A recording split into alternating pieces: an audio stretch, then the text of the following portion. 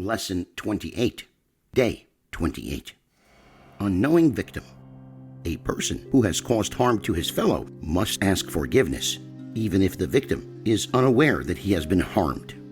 A case in point is where an employee was being considered for promotion, but was never informed of this possibility.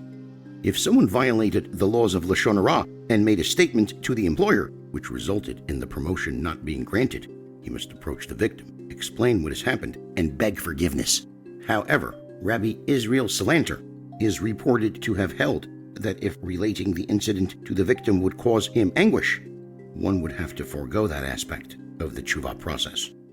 Comparisons. Let us consider the above.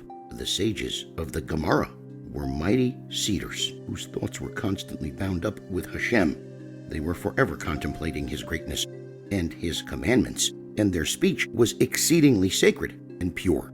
If in the course of speaking it happened by chance that an improper word escaped their lips, surely they immediately engaged in an appropriate form of tshuva.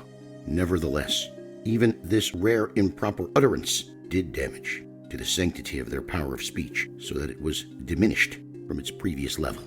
What of ourselves, then, whose level of study in no way compares to that of the sages of the Talmud?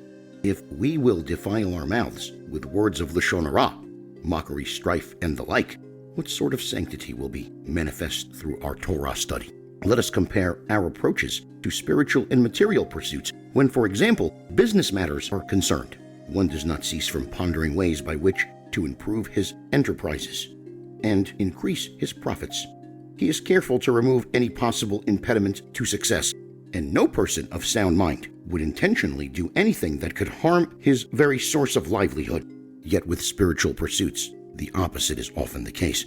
We ourselves bring about the ruination of the remnant that still remains with us, the bit of Torah study and prayer that we have. How? Through forbidden speech.